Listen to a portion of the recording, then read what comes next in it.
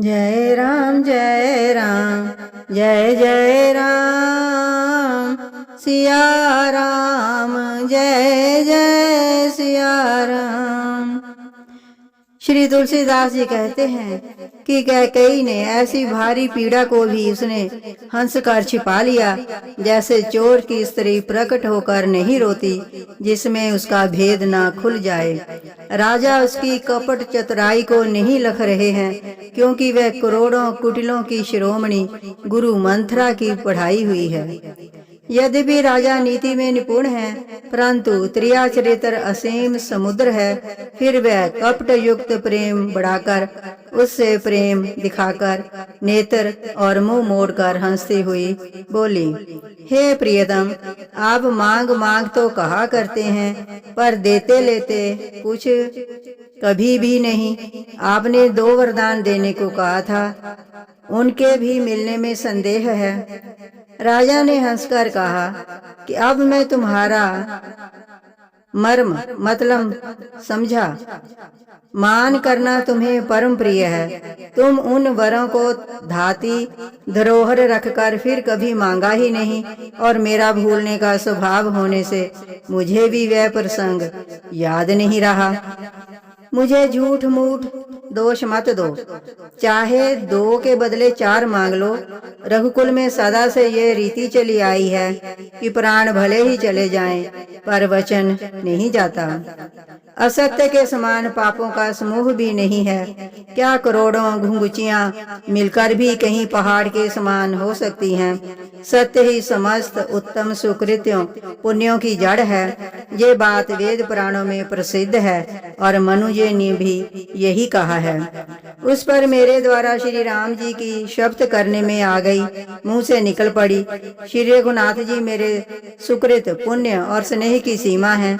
इस प्रकार बात पक्की करा के दुर्बुद्धि कैकेयी हंस कर बोली, मानो उसने कुमत बुरे विचार रूपी दुष्ट पक्षी बाज को छोड़ने के लिए उसकी कुल्ही आंखों पर की टोपी खोल दी। राजा का मनोरथ सुंदर वन है, सुख सुंदर पक्षियों का समुदाय है। उस पर भीलनी की तरह कैकेयी अपना वचन रूपी भयंकर बाज छोड़ना चाहती है। वह बोली, हे प्राण प्यारे सुनिए, मेरे मन को भाने वाला एक वर तो दीजिए। भारत को राज तिलक, और हे नाथ, दूसरा वर भी मैं हाथ जोड़कर मांगती हूँ, मेरा मनोरथ पूरा कीजिए। तपस्वियों के रूप में विशेष उदासीन भाव से, राज्य और कुटुंब आदि की ओर से भली भांति उदासीन होकर, विरक्त मुनियों की भांति राम 14 वर्ष तक वन में निवास करें। कैकेयी के कोमल विनय युक्त वचन सुनकर राजा के हृदय में ऐसा शोक हुआ, जैसे चंद्रमा की किरणों के स्पर्श से चकवा विकल हो जाता है। राजा सहम गए, उनसे कुछ कहते न बना। जैसे बाज वन में बटेर पर झपटा हो, राजा का रंग बिल्कुल उड़ गया। जैसे ताड़ के पेड़ को बिजली ने मारा हो, जैसे ताड़ के पेड़ पर बिजली गिरने से वह झुलस कर बदरंगा हो जाता है, वही हाल राजा का हुआ।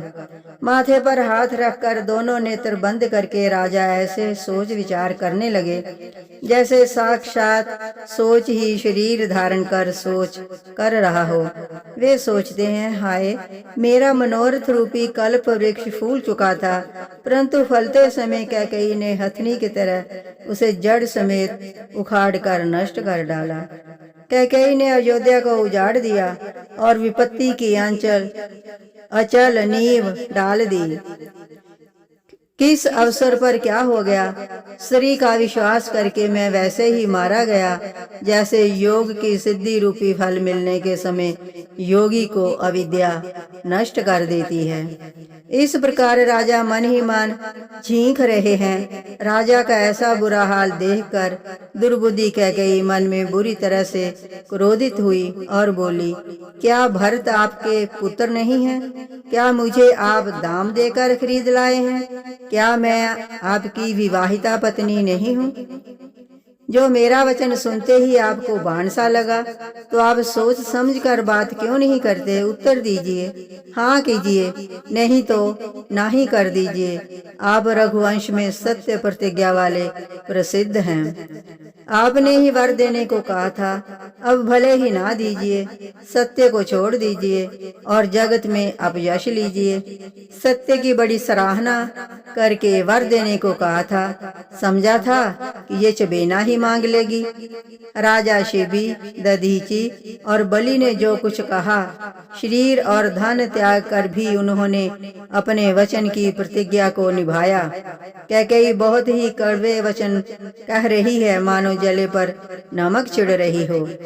धर्म की धुरी को धारण करने वाले राजा दशरथ ने धीरज धरकर नेत्र खोले और सिर धुनकर तथा लंबी सांस लेकर इस प्रकार कहा कि उसने मुझे बड़ी कठोरता से मारा, ऐसी कठिन परिस्थिति उत्पन्न कर दी जिससे बच निकलना कठिन हो गया। प्रचंड क्रोध से जलती हुई कैकेयी सामने इस प्रकार दिखाई पड़ी जैसे क्रोध रूपी तलवार नंगी म्यान से बाहर खड़ी हो। कुबद्धि उस तलवार की मूठ है, निष्ठुरता धार है और वह कुबरी मंथरा रूपी सान कर धर कर तेज की हुई है। राजा ने देखा कि ये तलवार बड़ी ही भयानक और कठोर है और सोचा, क्या सत्य ही ये मेरा जीवन लेगी? राजा अपनी छाती कड़ी करके बहुत ही नम्रता के साथ उसे कैकेयी को प्रिय लगने वाली वाणी बोले, हे प्रिय, हे भीरु, विश्वास और प्रेम को नष्ट करके ऐसे बुरे किस्म के वचन कैसे कह रही हो? मेरे तो भरत और रामचंद्र दो आंखें हैं, ये मैं शंकर जी को साक्षी देकर सत्य कहता हूँ। मैं अवश्य सुबह ही दूत भेजूंगा। दोनों भाई भरत शत्रुघ्न सुनते ही तुरंत आ जाएंगे। अच्छा दिन शुद्धवाकर सब तैयारी करके डंका बजाकर मैं भरत को राज्य दे दूंगा। राम को राज्य का लालच नहीं है और भरत पर उनका बड़ा ही प्रेम है। मैं ही अपने मन में छोटे बड़े का विचार करके राजनीति का पालन कर रहा था। राम की 100 बार सौगंध खाकर मैं स्वभाव से ही कहता हूँ कि राम की माता कौशल्या ने इस विषय में मुझसे कभी कुछ नहीं कहा। अवश्य ही मैंने तुमसे बिना पूछे ये सब किया, इसी से मेरा मनोरथ खाली हो गया। अब क्रोध छोड़ दे और मंगल साज सज। कुछ ही दिनों बाद भरत युवराज हो जाएंगे। एक ही बात का मुझे दुख लगा कि तूने दूसरा वरदान बड़ी अड़चन का मांगा। उसकी आंच से अब भी मेरा हृदय जल रहा है। यह दिलगी में, क्रोध में अथवा सचमुच ही सच्चा है? क्रोध को त्याग कर राम का अपराध तो बता। सब कोई तो कहते हैं कि राम बड़े ही साधु हैं। तू स्वयं भी राम की स्तुति करती और उन पर स्नेह किया करती थी। अब ये सुनकर मुझे संदेह हो गया है कि तुम्हारी प्रशंसा और स्नेह कहीं झूठे तो ना थे। जिसका स्वभाव शत्रु को भी अनुकूल है, वह माता के प्रतिकूल आचरण क्यों करेगा? हे प्रिय, हंसी और क्रोध छोड़ दे और विवेक, उचित अनुचित विचार कर वर मांग, जिससे अब मैं नेत्र भर कर भरत का राज्याभिषेक देख सकूं। मछली चाहे बिना पानी के जीती रहे और सांप भी चाहे बिना मणि के दीन दुखी हो कर जीता रहे, परंतु मैं स्वभाव से ही कहता हूँ, मन में जरा भी छल रख कर नहीं, कि मेरा जीवन राम के बिना नहीं है। हे चतुर प्रिय, जी में समझ देख, मेरा जीवन श्री राम के दर्शन के अधीन है। राजा के कोमल वचन सुनकर दुर्बुद्धि कैकेयी अत्यंत जल रही है, जैसे अग्नि में घी की आहुतियां पड़ रही हैं।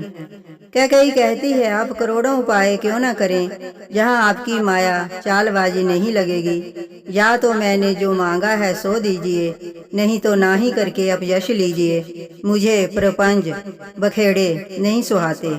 राम साधु हैं, आप सियाने साधु हैं और राम की माता भी भली है। मैंने सबको पहचान लिया है। कौशल्या ने मेरा जैसा भला चाहा है, मैं भी साका करके याद रखने योग्य उन्हें वैसा ही फल दूंगी। सुबह होते ही मुनि का रूप धारण कर यदि राम वन को नहीं जाते, तो हे राजन, मन में निश्चय समझ लीजिए कि मेरा मरना होगा और आपका अपयश। ऐसा कहकर कुटिल कैकेयी उठ खड़ी हुई। जैसे क्रोध की नदी उमड़ी हो, वह नदी पाप रूपी पहाड़ से प्रकट हुई है और क्रोध रूपी जल से भरी है, देखी नहीं जाती। दोनों वरदान उस नदी के दो किनारे हैं। कैकेयी का कठिन हठ ही उसकी तीव्र धारा है। कुबड़ी मंत्रा के वचनों की प्रेरणा ही भंवर है। वह क्रोध रूपी नदी राजा दशरथ रूपी वृक्ष को जड़ मूल से ढाती हुई विपत्तियां रूपी समुद्र की ओर सीधी चली है। राजा ने समझ लिया कि बात सचमुच वास्तव में सच्ची है। स्त्री के बहाने मेरी मृत्यु ही मेरे सिर पर नाच रही है। तदनंतर राजा ने कैकेयी के चरण पकड़कर उसे बिठाकर विनती की कि तू सूर्य कुल रूपी वृक्ष के लिए कुल्हाड़ी मत बन। तू मेरा मस्तक मांग ले, मैं तुझे अभी दे दूं, पर राम के विरह में मुझे मत मार। जिस किसी से हो तू राम को रख ले, नहीं तो जन्म भर तेरी छाती जलेगी। राजा ने देखा कि रोग असाध्य है। तब वे अत्यंत आर्तवाणी से हा राम, हा रघुनाथ कहते हुए सिर पीट कर जमीन पर गिर पड़े। राजा व्याकुल हो गए। उसका शरीर शिथिल पड़ गया, जैसे कि हथनी ने कल्प वृक्ष को उखाड़ फेंका हो। कंठ सूख गया, मुख से बात नहीं निकलती, मानो पानी के बिना कहीना नामक मछली तड़प रही हो।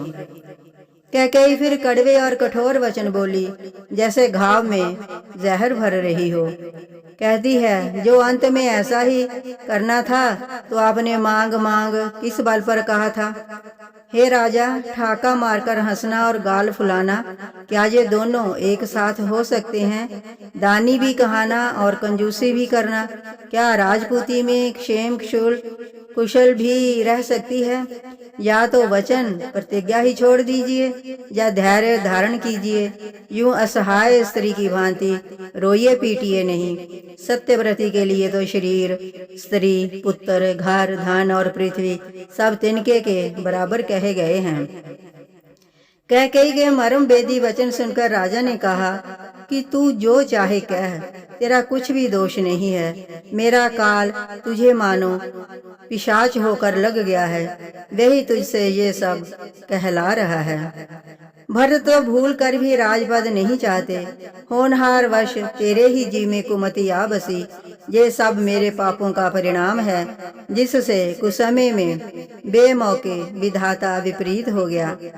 ये सुंदर अयोध्या फिर भली भांति बसेगी और सब गुणों के धाम श्री राम की प्रभुता भी होगी। सब भाई उनकी सेवा करेंगे और तीनों लोकों में श्री राम की प्रशंसा होगी। केवल तेरा कलंक और मेरा पछतावा मरने पर भी नहीं मिटेगा। ये किसी तरह नहीं जाएगा। अब तुझे जो अच्छा लगे वही कर। मुंह छिपाकर मेरी आंखों की ओट जा बैठ। मैं हाथ जोड़कर कहता हूँ कि जब तक मैं जीता रहूं तब तक फिर कुछ ना कहना। अरे अभागिनी, फिर तू अंत में पछताएगी जो तू नहारू के लिए गाय को मार रही है। जय राम जय राम, जय जय राम, सिया